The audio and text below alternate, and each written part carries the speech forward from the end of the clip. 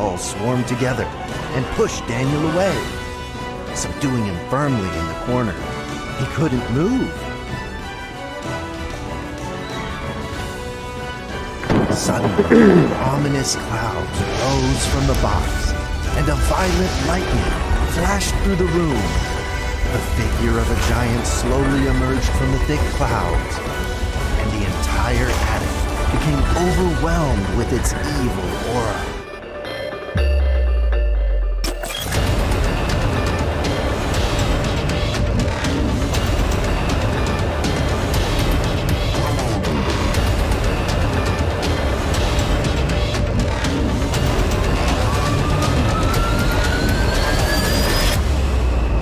Hello everyone, my name is Josh, aka The Biscuit Eater, and I want to welcome you all to another episode of my long-form Let's Play of SCP Secret Files. If this is your first time of the series, you can find a link to the playlist in the description down below. That's if you're watching on YouTube before watching live on stream. Thank you for being here. Know that I appreciate having you folks here with me while I'm playing live. It's fun to have folks to talk to and discuss and play silly sounds that cause me to freak out while I'm playing horror games like this.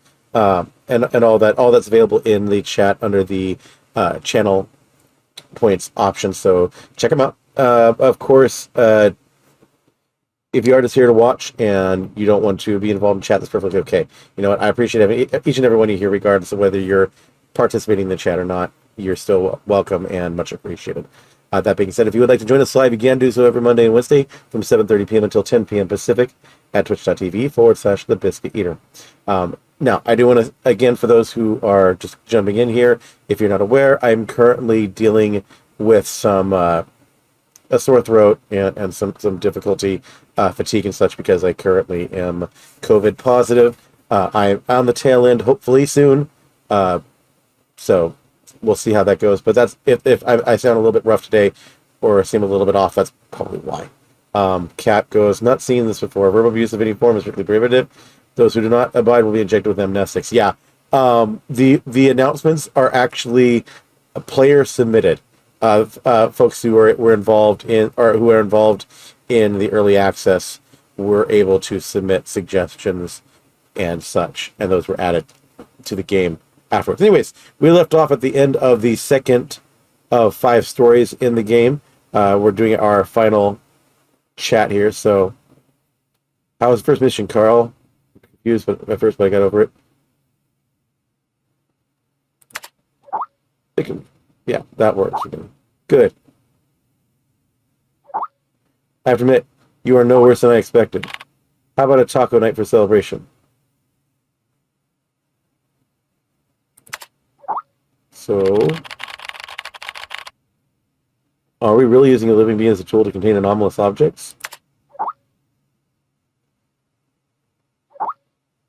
Hey, MIT boy. I've seen a great many field agents. They're prepared to sacrifice themselves at any time in order to complete a task. Secure, contain, protect. For them, it's a creed worth paying the ultimate price for. And it's our duty to record all this truthfully and honestly, so that people may remember them forever. I understand. Anyway. You completed your first mission smoothly. We should celebrate. How about going for a drink? Old place. Count me in.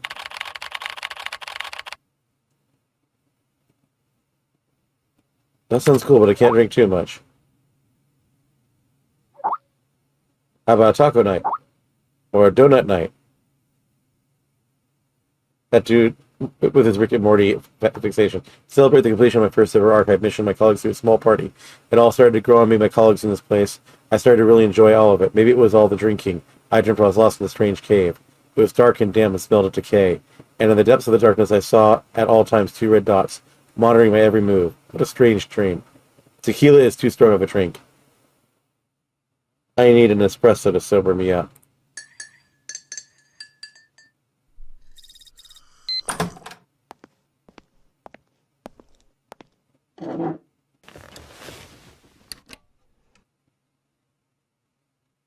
And we're logging in for story number 3.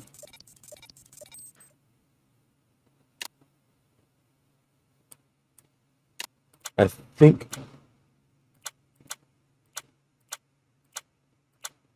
I think we've gone over everything yet. Okay. Files.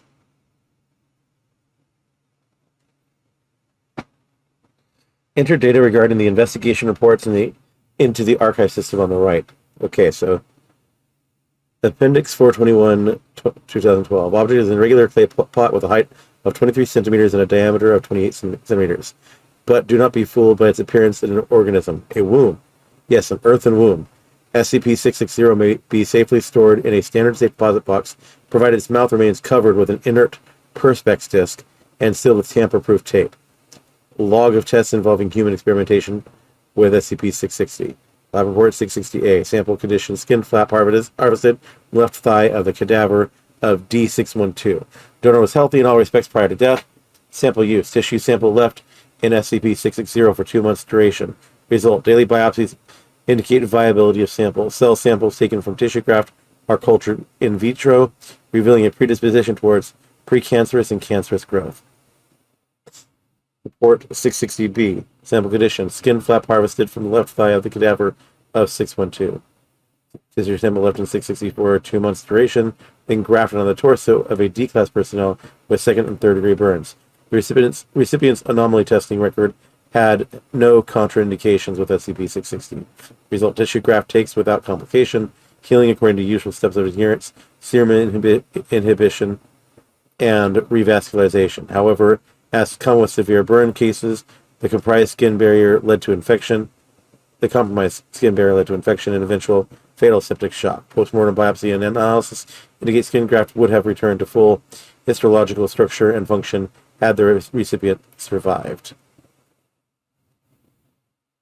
Lab report 660C. Sample condition: live member of Mucus house mouse, Balb C strain acquired for laboratory testing.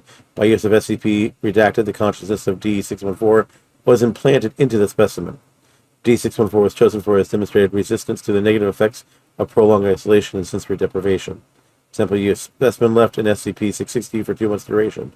Result: unusually, SCP redacted was incapable of restoring D614's consciousness to its original body after removal from 660. A computer interface was developed to facilitate two-way communication with D614. An interview was conducted once D614 was familiarized with this interface. An excerpt is included below. Dr. Brown: I guess I'll have to take your word for it. How did that feel? Suffocating and stretching. Could you be more specific? How the hell do you think it felt? Even mice need to grow and move and live. Every part of me was straining, but I was stuck. Thought I would explode. Full contents of the interview are classified, and autopsy revealed precancerous growths throughout the mouse's body. 660D. Sample condition: right arm lost in traumatic amputation just beneath the elbow.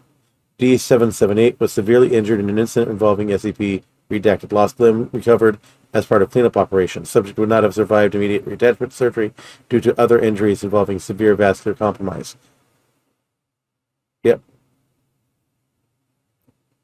Severed extremity preserved in SCP-660 in bid to preserve tissue viability.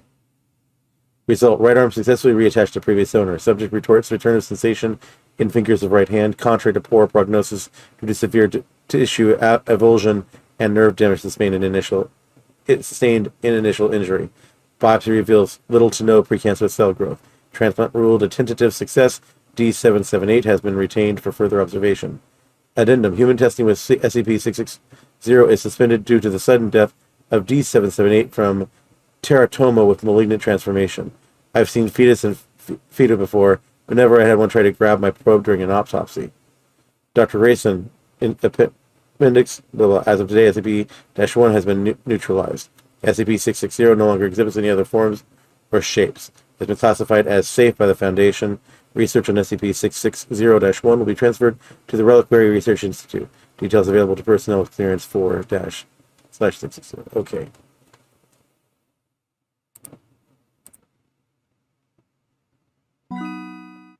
Basically, locked safe deposit box, provided its mouth remains covered with an inert Perspex disc and sealed with the fixed tamper-proof straps. Okay.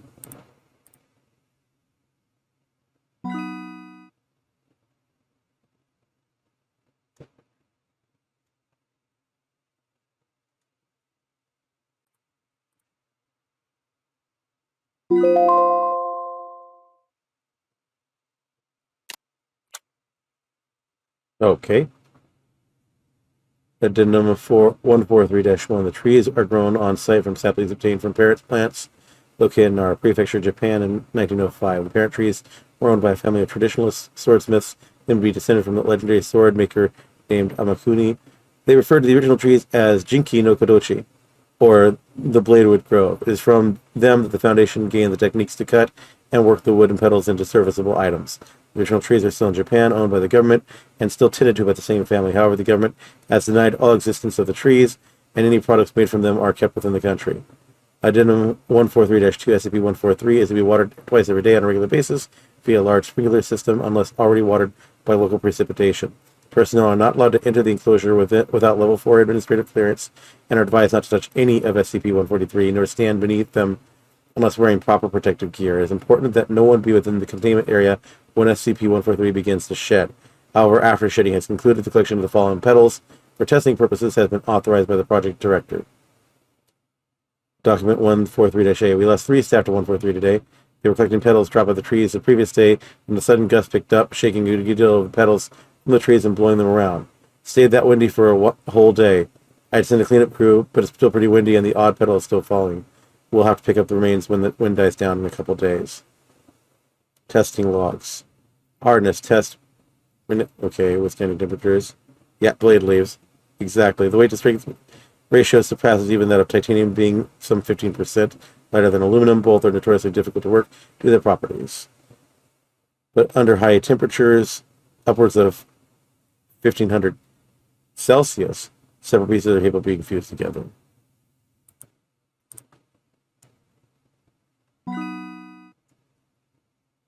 I'm assuming this is another one.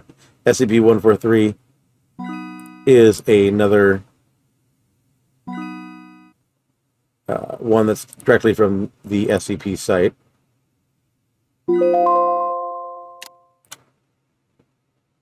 Log of items vended during testing phase 8. 800 yen for each item. Item being dispensed every 2 minutes. SCP-261 is attached to power. Notes: SCP-261 safety regulations stipulates that SCP-261 may be used a maximum of 10 times per 24-hour period, with no transaction value exceeding the equivalent of 500 Japanese yen. However, in view of the necessity of this experiment, the Foundation has approved Dr. Blank's request to use SCP-261 at high frequency.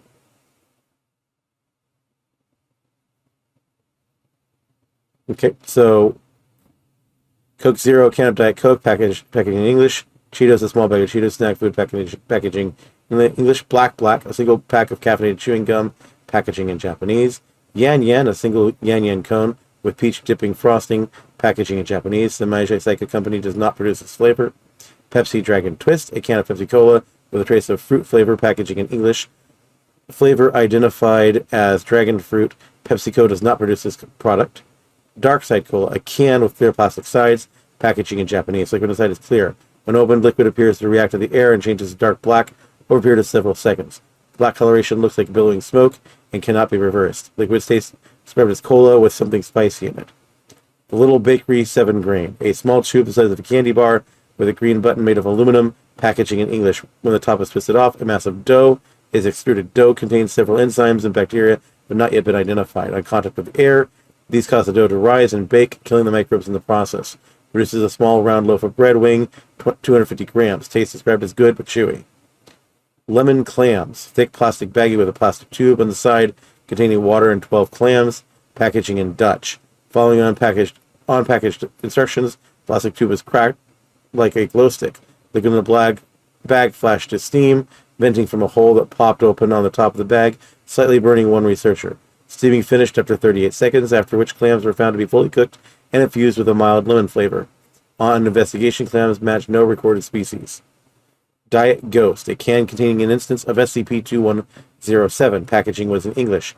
Testing done on this instance provided similar results to other contained instances of SCP-2107.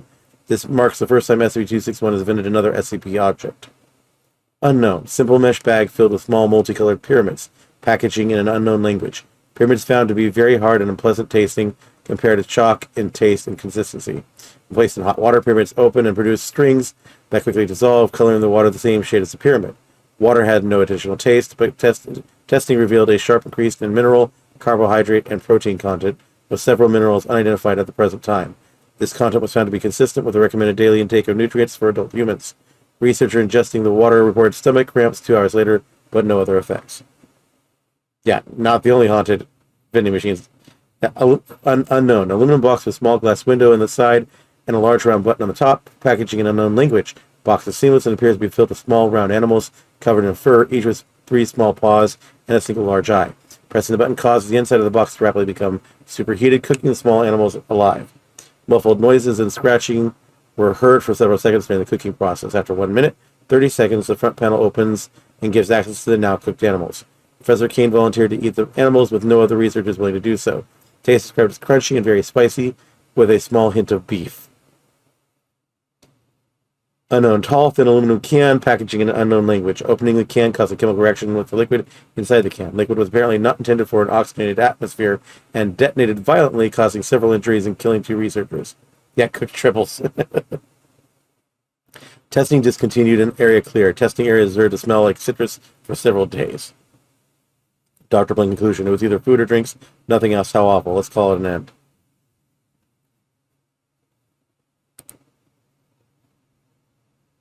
So I'm assuming this is another one that can be found on site, and it's actually this is pretty interesting.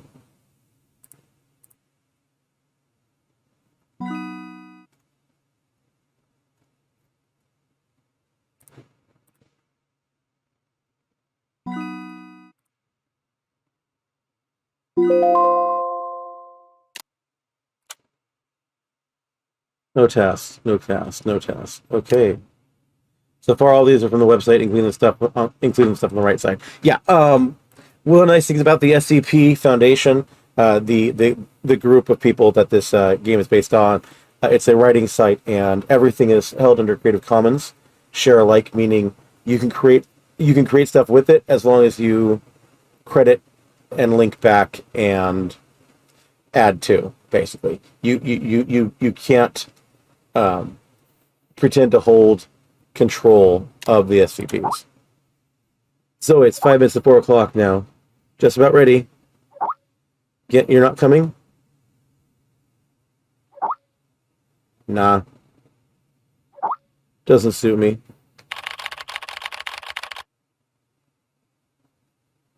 Guys, aren't you forgetting someone? Hi, Carl. Oh, we're going to end the monthly lecture. Monthly lecture? Each month, the Foundation invites someone famous to hold a lecture to share new knowledge and insights pertaining to SCP. For this month's lecture, they've invited Dr. Trevor. He has a high reputation within the Foundation. Interesting. Count me in. I'll send you the link to the monthly lecture in just a sec. As the course you signed up for is about to begin, please join the meeting in the training system.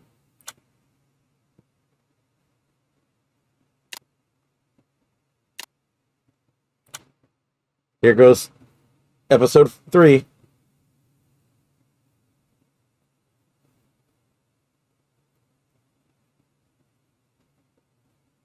Four, 3, 2, 1.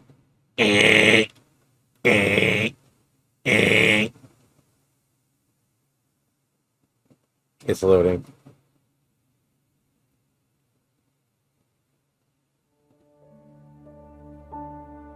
There are many stories in this world.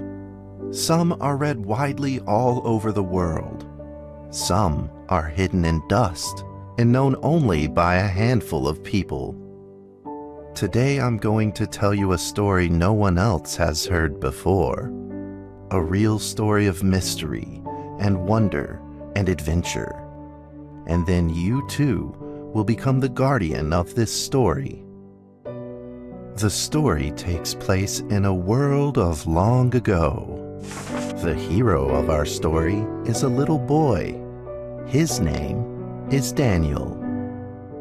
Oh, this don't be Here There Be Dragons. That is too sad a story. I can't handle Here There Be Dragons. One day, out of nowhere, Daniel got a serious case of chickenpox. It made him look like a strawberry. To make sure he didn't spread it to others, Mrs. Page, the principal, had him isolate in an attic. And so, in the attic he lived, all on his own. Mr. Daniel, while up here in this attic, you'll have plenty of time to practice your penny whistle. I hope you'll practice well and prepare for next month's art festival. But Mrs. Page, the melody is so difficult. Don't give up, boy. You don't give up before you fight.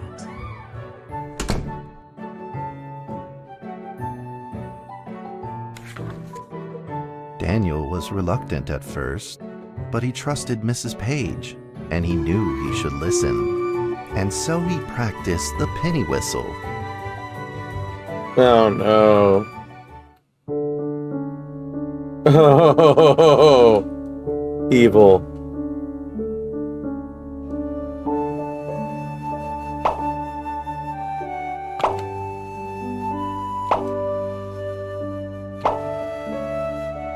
Hate this.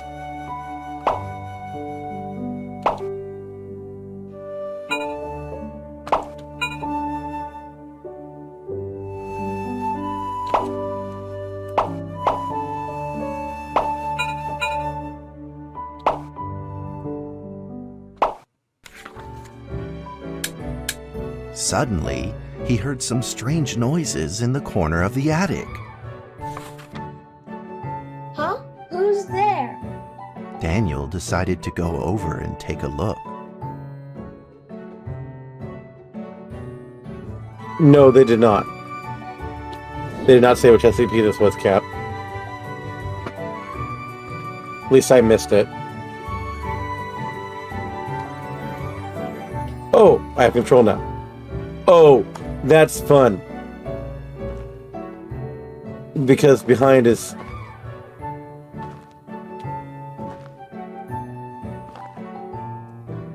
This gives me... I'm getting flashes back to Monday, man. This is similar to the weird internal stories within the story styling of What Remains of Edith Finch that we did on Monday.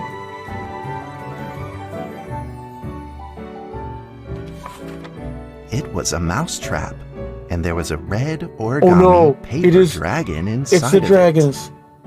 It is the dragons. Oh no. Daniel carefully removed it. It was marvelous and beautiful. The only problem was part of its wing was damaged. Is it part of the? But Is it one of the Daniel origami dragons? found a way to repair it.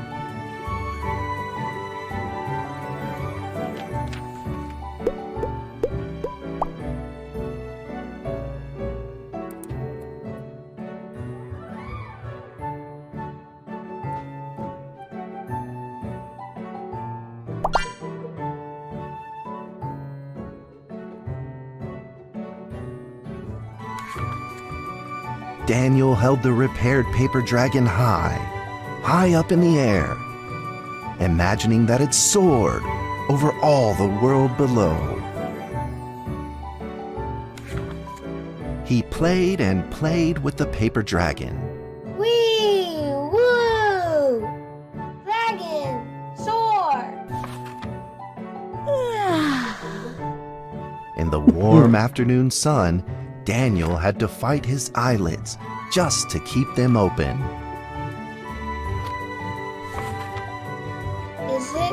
Could it be? Or is this all just a dream?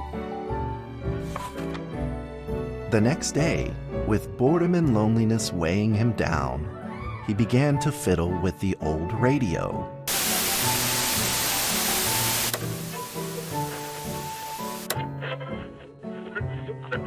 Our town is located in the plains, where earthquakes are not particularly common. Although there are 17 fault zones around us, they are all inactive.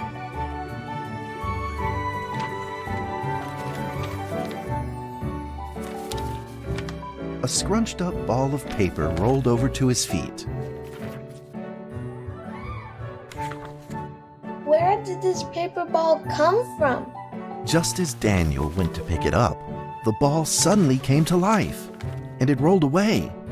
Daniel chased after it.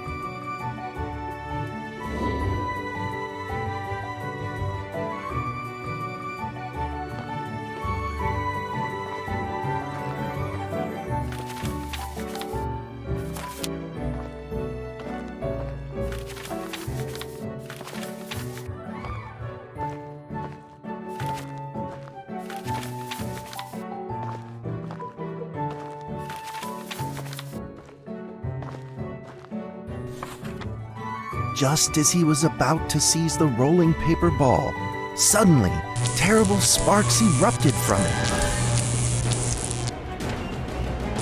Before his very eyes, the paper ball began to grow, bigger and bigger. At that moment, a red figure suddenly appeared. The red figure quickly subdued the paper ball and threw it into a cardboard box.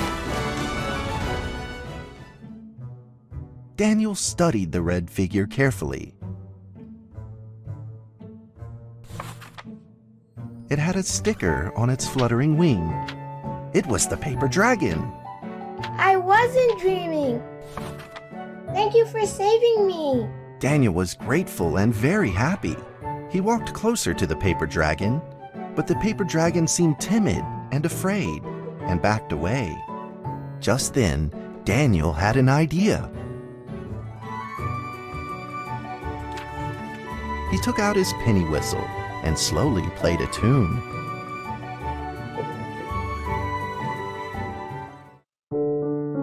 Boo. Boom, boom, boom, boom.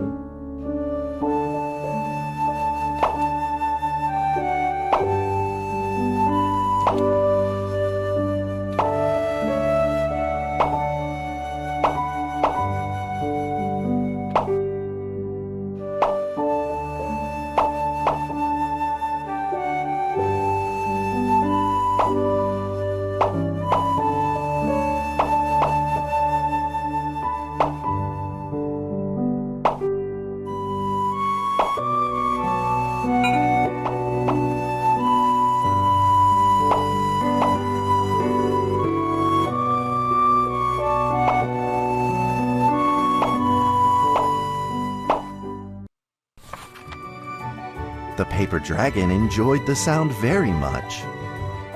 It began to move along with the rhythm, flipping up and down in the air. Yeah, it is, Termitha. Soon the two It's were weird. playing and dancing, just Not like all old SCPs are friends. scary, nor are all SCPs dangerous. I refer everyone back to the tickle monster, which is a very real thing. The paper dragon traced out a beautiful arc in the air, communicating with Daniel in a unique way.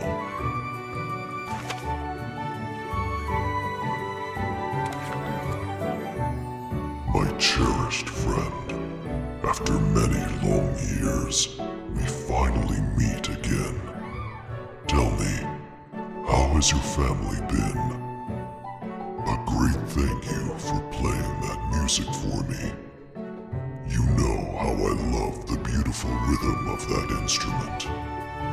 But we ought to take precautions, as the room is not stable. Do you still remember how the room works? You're welcome to visit anytime. The piece of paper then changed back into the shape of a paper dragon and flew into the cardboard box. The box closed shut, and a calm silence was restored to the attic. Daniel rushed to find a watercolor pen and marked the box with excitement in his fingertips.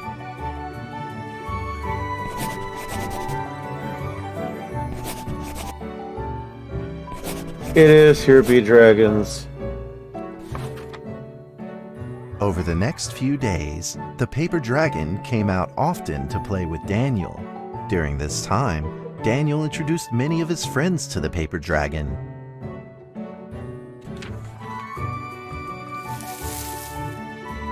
Is That Daniel... cat's name is Mrs. Carter. Ever since I secretly fed her some fish for dinner, we've been good friends. Oh.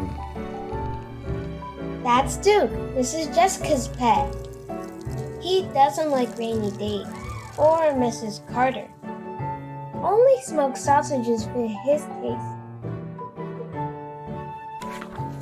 And now, we are friends too. My name is Daniel. What's your name? The paper dragon flapped its wings, as if it didn't understand him.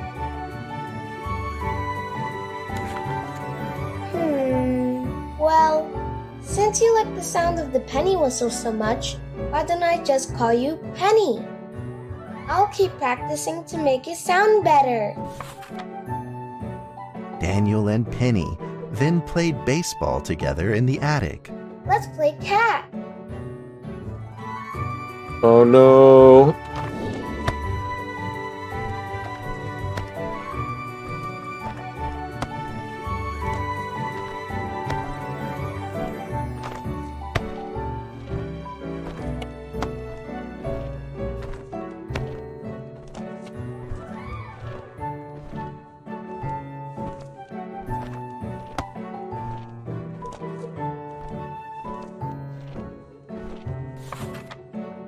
But just as they were in the middle of enjoying themselves, Through the window. a violent shaking suddenly rose from the ground. A stubborn earthquake is back at it, folks, and it seems even stronger than last time. At this moment, the box suddenly shot open, and thick clouds of smoke billowed out, followed by several paper balls.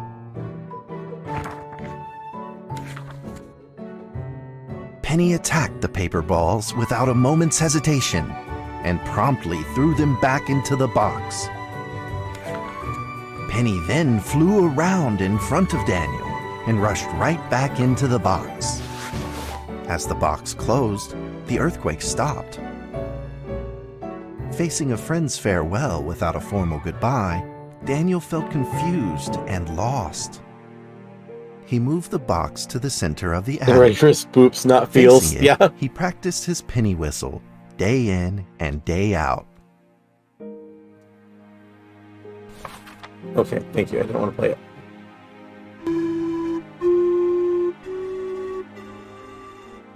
As the days went by, Daniel's playing became smoother. One day, the box suddenly began to move. Huh? 1, 2, 3, 4. This time there were 4 paper dragons. But they weren't alone. Enemies began to jump out of the box too.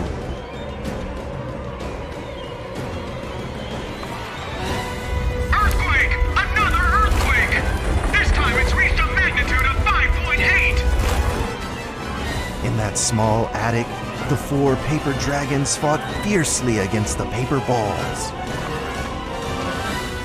This time, the paper balls used new tactics. They clumped together into a single monstrous ball of paper. It began to shoot strong bursts of electric sparks at the paper dragons as they flew through the air. As they were hit, the paper dragons fell from the air, one after the other. Seeing the injured paper dragons, Daniel felt very distressed and anxious. Just then, one of the paper dragons painfully started to fly and gathered the remainder of its power. The paper dragon transformed into a great beam of light and dove straight down to pierce through the monstrous paper ball. And then came another paper dragon. The monstrous paper ball was blasted to bits, exploding into smaller paper balls. Trembling, they struggled to escape back into the box. The sacrificed paper dragons were reduced to swirling shreds of paper, and a silence pervaded. Peace and tranquility were restored once again to the attic. Daniel saw the remaining 2 paper dragons lying on the floor, badly wounded. He rushed to grab some stickers and treated them at once.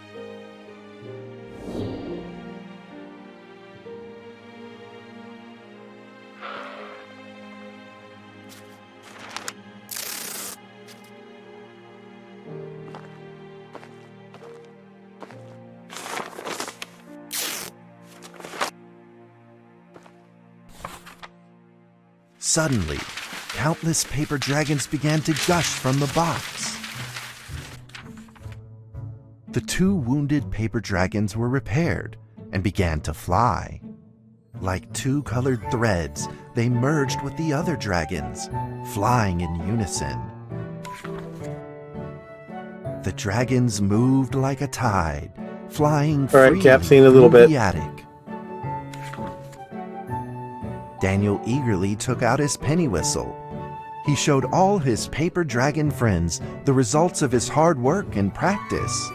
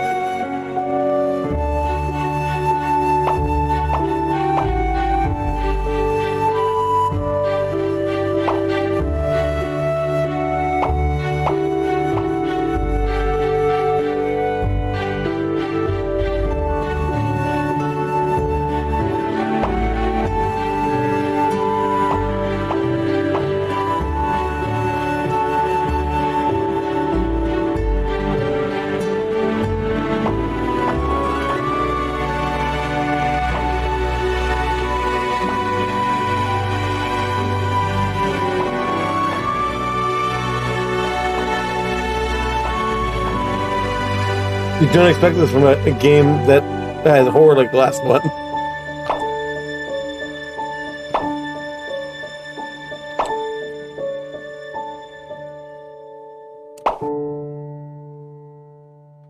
I like this though, the fact that this focuses on the fact that not every SCP has to be In the horror. sweet It's melody just of his playing, the bizarre, Daniel felt the weird. himself enter into the world of dragons.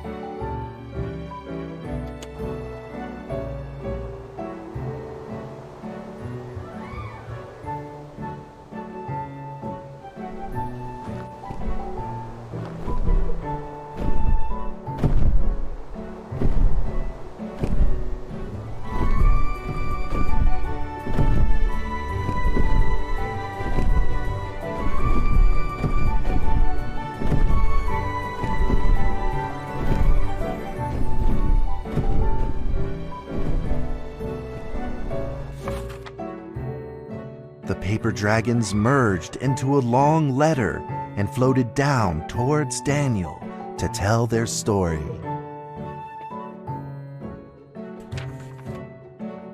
After Yeah. the last war, Now it's a Wonder Planet feels. the world enjoyed a long spell of peace and stability. But now, the giants have returned. They have launched ferocious attacks, trying to invade your world through the room. We are prepared to launch the final defense. Then we will have to destroy your room, for it is the last remaining entryway into your world. Please believe this farewell will only be temporary. We will not be apart forever, and we will never forget our eternal mission of protecting you.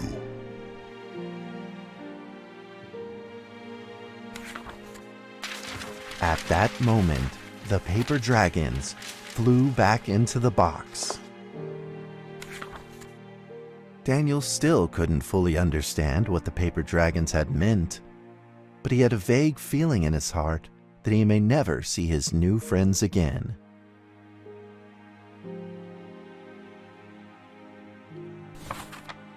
A few days later, Daniel's chickenpox had fully recovered. He could now play the penny whistle very, very well. But the paper dragons never returned. If you want to hear about the paper dragons, it's SCP 1762 is the overall arching story, and why I was trepidatious when I thought it was the dragons. Because the story is not over. Maybe it was time to leave and move on. Earthquake warning! Magnitude 6.2! A massive earthquake is hitting our town! All townspeople, please leave your houses immediately and move to safe, open spaces! Just then, countless paper dragons shot from the cardboard box. However, it seemed like they were under attack, spinning and falling through the air in confusion. What's happening? Daniel quickly grabbed the stickers out from his bag and did his best to heal the injured paper dragons.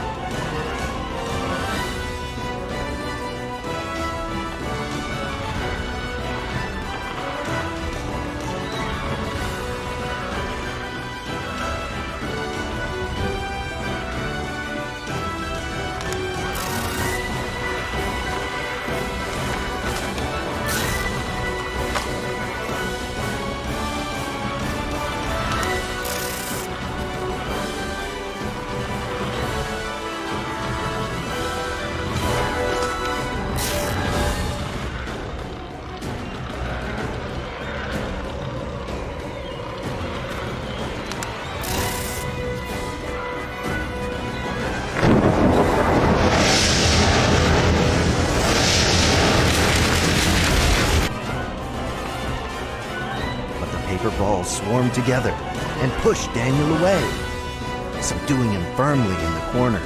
He couldn't move. Suddenly, ominous clouds rose from the box, and a violent lightning flashed through the room. The figure of a giant slowly emerged from the thick clouds, and the entire attic became overwhelmed with its evil aura.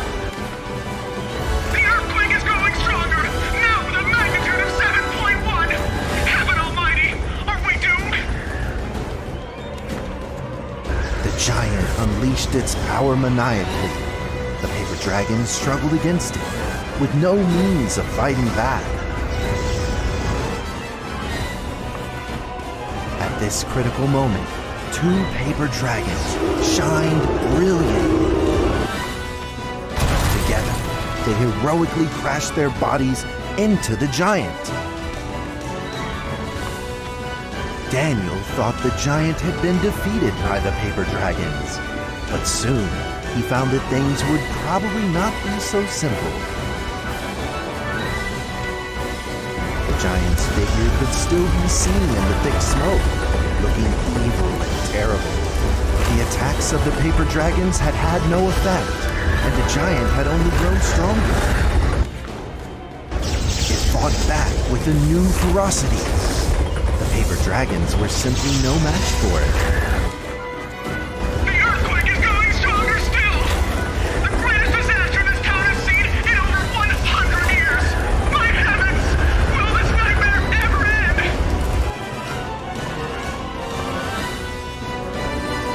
With the paper dragons now all but defeated, Daniel spotted a frail figure in the distance. It was Penny. It flew gently in front of Daniel and affectionately rubbed its head against his fingers, as if this whole crisis had never happened. Daniel felt like Penny was trying to tell him something, but he didn't quite understand what. Penny then left Daniel and soared into the air with a determination in its wings. Suddenly, the other paper dragons seemed to be summoned. They flew through the air, all together in unison, responding to the call without an ounce of hesitation. At that moment, Penny turned into a great red beam and rushed fast towards the giant. The other dragons followed, shining together like a shooting star.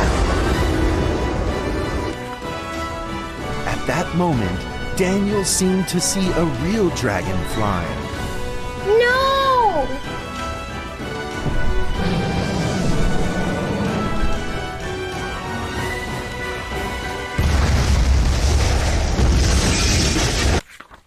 The huge explosion from the impact drowned out everything else in the attic. The attic rained down with countless pieces of paper, the leftover scraps of the paper dragons. Daniel wanted to collect all of the pieces. He thought he could still fix them.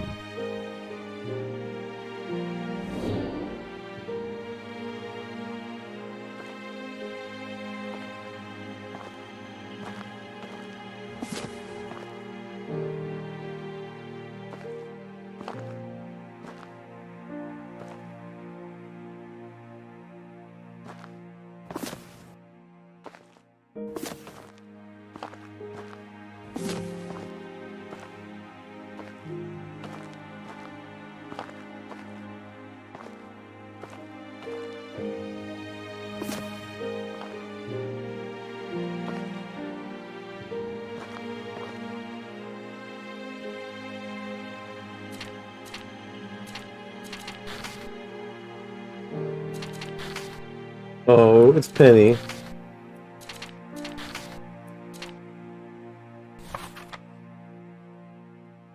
Goodbye, my friend.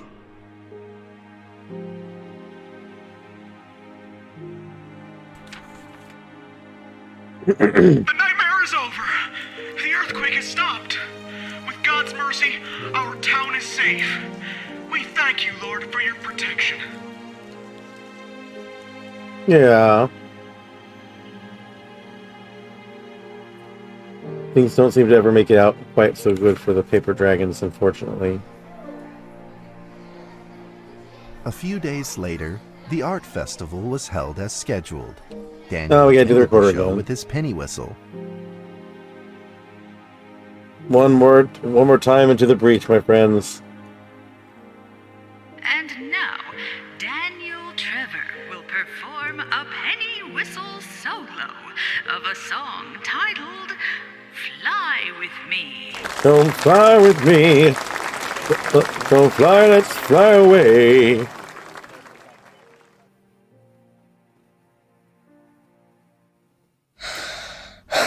Yeah, more rock band. Doom, doom, doom, doom, doom, doom, doom, doom.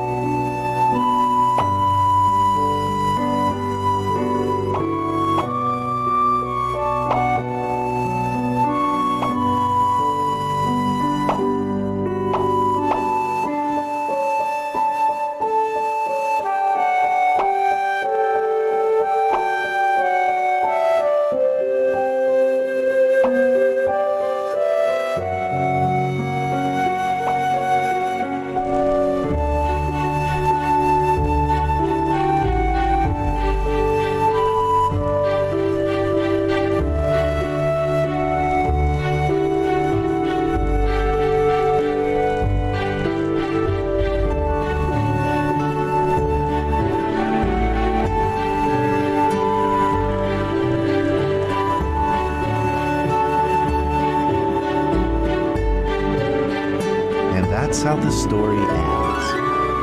Now, you might be wondering, what happened next?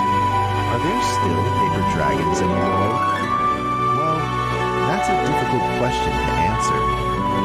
But I believe that they are still protecting us somewhere in this world. There's another just book. like they promised they would.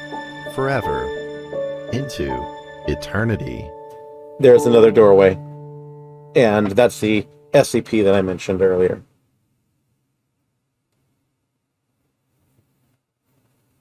That was pretty cool. I liked that one.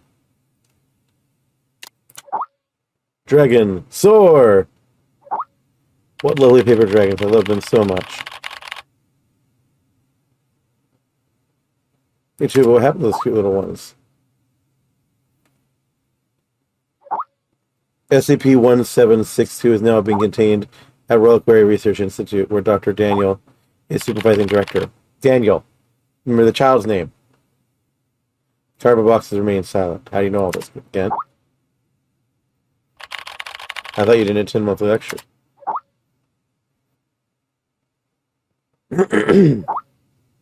Under the direction of Dr. Trevor, Gent spent 2 years researching SCP-1762, so he knows far more than we do. Yeah, so he's Dr. Daniel. Okay. Hey, I told you that that particular SCP didn't suit me. Oh, come on, Gent. Just get. But really, imagining you tidying up with piles and piles of cute little fairy books, kind of adorable. Enough already. I'm getting back to work, but I'm going to stress the point again. That particular SCP does not suit me. I don't blame you, Gent. I've been here for a month now, and I'm entirely adjusted to the job. The content of my work is to simply process archive files. It is work that will never bore me. A few absurd jokes aside, most of the archives are really rather fascinating. I've been having hallucinations lately. I feel like someone is calling me, a voice low and uncertain. They seem to be trying to communicate with me, but I cannot understand a single word they say. In fact, I had planned on seeing a doctor, but Zoe told me it was a typical rookie syndrome and would clear up in a few days. I certainly hope that is the case. Well, you know what? Before we continue on, actually, just so we can have some background music, hopefully, we're going to end out this particular episode. Okay. Yeah, we'll go ahead and move over here while that's loading. And there we go. Again, I do want to thank you all for being here. I hope that you enjoyed on the YouTube side. Yeah, they locked up the dragons, unfortunately. But there's more to that story. If you check out that SCP, there is more to that story. 1762. Where was I? In fact, actually, the Vulcan on YouTube also did a really good write-up on that. So that's something to look for. Anyways, on the YouTube side again, thank you very much for watching. I hope you enjoyed. If you do like what I'm doing, please make sure that you help me out here by clicking on the like button, commenting on the video, and subscribing to the channel if you haven't already. Also, make sure you click the notification bell. That way you'll know when new videos come up on the channel. I post new videos to the channel every single day, so you can catch up on previous streams that we've done, some of the series we're currently working on, as well as some of the stuff that we're doing offline as well. Beyond that, of course, you can find links to all my various social media channels down in the doobly-doo below. So, do check those out, and that's where you can continue the conversation with me from there. But with that all said, thank you again for watching. Hope you enjoyed. And until I see you next time, game on, lovelies.